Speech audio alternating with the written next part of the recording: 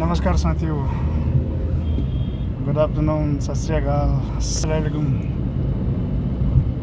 आज एक चीज़ समझने की ज़रूरत है साथियों, हमारे अर्थव्यवस्था के अंदर 3 तरह की जॉब्स हैं। एक सर्विस सेक्टर में है, दूसरा इंडस्ट्रियल सेक्टर में, तीसरा एग्रीकल्चर सेक्टर।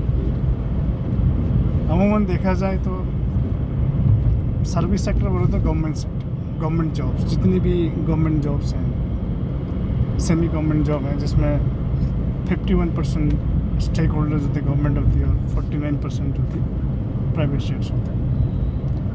धीरे धीरे ये जॉब्स कम होती जा रही हैं और कॉरपोरेट्स में ही केवल जॉब्स हैं। इंडिया इंडस्ट्री का कोई इतना बड़ा हब भी नहीं है। किसी स्टेट्स में इंडस्ट्री सेटअप है। उस ऑर्गेनाइज सेक्टर के अंदर गवर्नमेंट ने क्या किया है और कॉर्पोरेट हाउसेस के अंदर क्या किया है, जो भी आप काम करते हैं, हम काम करते हैं, उसका हमारी सैलरी का बेसिक का 24% यानी 12% जो कहती है एम्प्लॉयर मैं दे रहा हूँ और 12% कहती है एम्प्लॉय के बेसिक के शेयर में से जाता है। अगर देखा जाए तो टोटल सीटीसी में से 24% है जो आप साल भर में कमा रहे हैं, उसी का 24% जो है हमारे पीएफ कंट्रीब्यूशन की ओर चला जाता है, जिसको ईपीएफओ जिसका ऑर्गेनाइजर है। उस जो 12% यानी 24% में बेसिक में से, उसमें से क्या है जो उसमें ये बोला जाता है कि 12% जो एम्प्लॉय का शेयर है, 12% का जो एम्प्लॉयर का शेयर है, 12% जो एम्प्लॉय का शेयर है वो पीएफ फंड में गया। और पीएफ फंड को जो है 3 भागों में बांटा गया। एक तो एम्प्लॉय का शेयर हो गया, एक पेंशन शेयर और एक ईडीएलआई करके इंश्योरेंस होता है। अब जो एम्प्लॉयर का 12% है उसमें से 8.33% जो है पेंशन फंड को चला जाता है। जैसे ही आपकी सर्विस 9 ईयर्स 6 मंथ की होती है, 9.5 यानी इक्विवेलेंट ऑफ 10 कंसिडर किया जाता है, तो आपका जो पेंशन अमाउंट है वो ब्लॉक हो जाता है।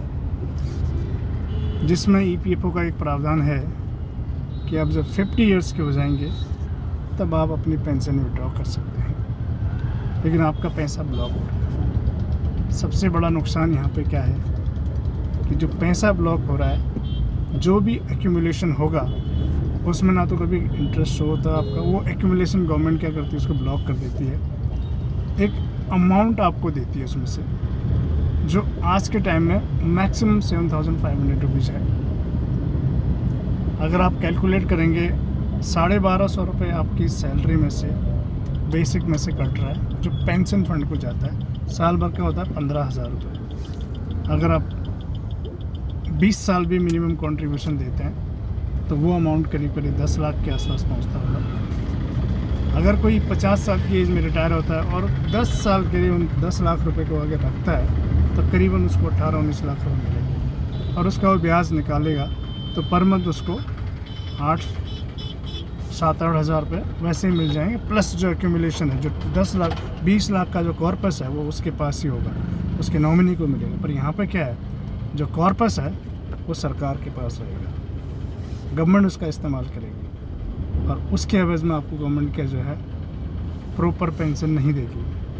इसलिए आने वाला जो भविष्य है सभी इसी के अंदर आएंगे, चाहे निगम के हों, कॉरपोरेट घराने के हों, इंडस्ट्रीज़ में काम करने वाले हों, सब गवर्नमेंट का जो है, जो भी गवर्नमेंट एम्प्लॉय थी गवर्नमेंट उसको पेंशन देती है बेसिक प्लस डीए के रूप में। डीए जो है महंगाई भत्ता जो बढ़ते रहता है तो उस तरह से उनकी पेंशन बढ़ती रहती है, हर साल वेतन आयोग उनको मिलता रहता है। लेकिन प्राइवेट सेक्टर्स को सोचने की ज़रूरत है यार, आपका फंड है, आपका पैसा है, आपकी मेहनत का पैसा है।